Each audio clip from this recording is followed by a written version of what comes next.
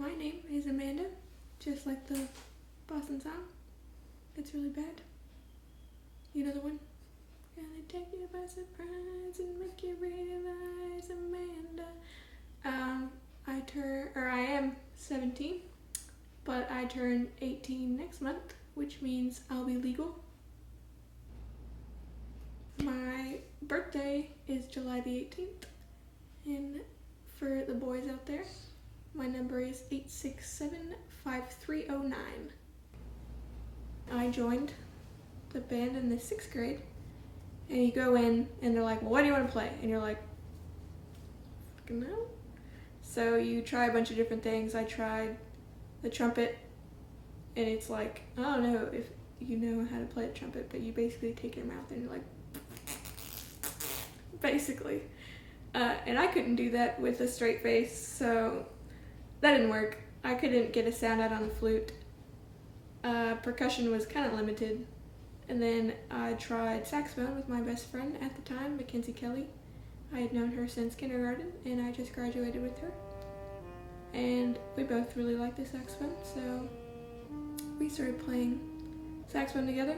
I actually went to the store to buy my saxophone, and I didn't know there was a difference between alto, tenor, and bari saxophone, so I just bought a tenor, and then I showed up and they were like, what are you doing? And I said, I bought a saxophone, and they were like, you needed to get an alto.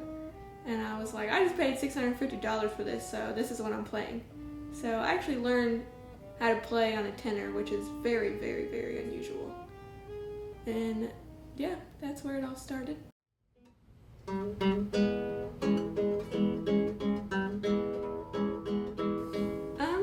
Currently, I play, well, my best instrument, I guess, is the saxophone, because I've played it for 6 years. You would think guitar, because I've played it for longer than that, but I'm very self-taught on that. There's saxophone, guitar, and then I can play bass, because if you can play guitar, you can play bass, and if you can't, well, you're stupid. And then I can also play the violin a little. I'm very self-taught on all of those things. So I'm not, the greatest in the world. I can do some sick bass riffs, I guess. But it's hard to self-teach, because you don't know what you're doing at all. You're googling videos. How do I do this? And then if you haven't had any experience in being taught how to play anything, it's you don't play your scales or anything. You don't do any technical teaching. Like, practicing, I guess, is not your strongest suit, because you don't understand that practice. It's not that practice makes perfect, it's perfect practice makes perfect. So you could practice all you want, but if you're not practicing the way that you want to play, then you're not gonna get the sound that you want.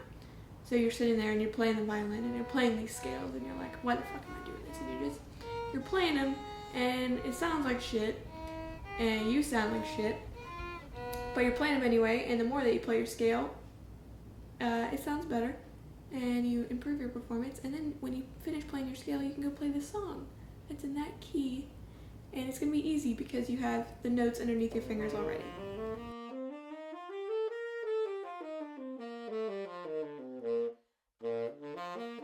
My favorite genre of music is probably punk rock, and the reason why is probably really embarrassing, but none of you are ever gonna call me, so I'll tell you anyway. When I was a freshman, I met this boy named Lars Halverson. Even his name is cool, listen to it.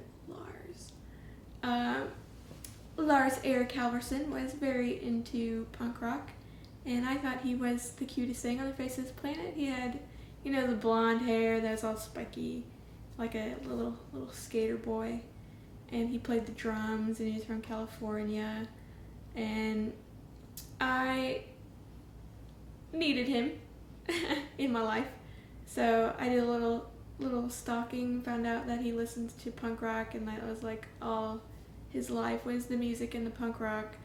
So I got into it. Yeah, I'd always like, the Ramones and the Sex Pistols and the Dead Kennedys, but I got into the deeper, like the Germs and Buzzcocks and the straight edge punk like Minor Threat, and then the ska like Operation Ivy.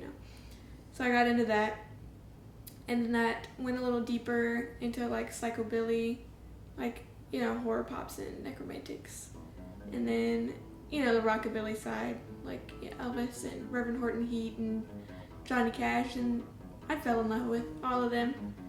And then I found the love and wonder that is Lindsey Sterling, and I said, if I can't play the violin like this girl, I'm probably gonna die.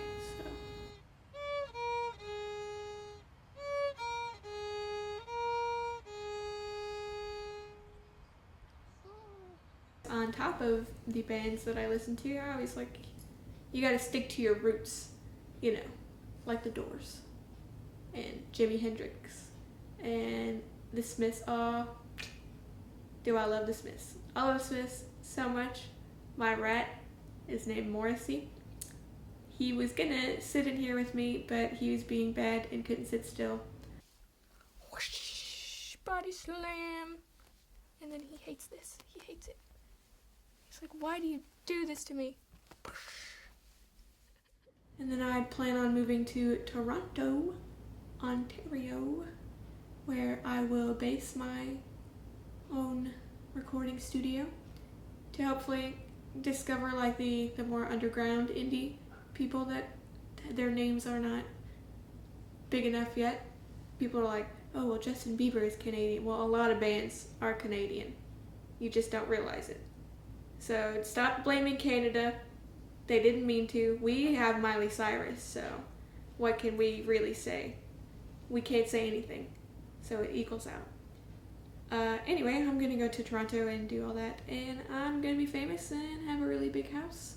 So you're gonna regret not calling me later, because I'm gonna be famous, so don't forget my face or my number, 867-5309.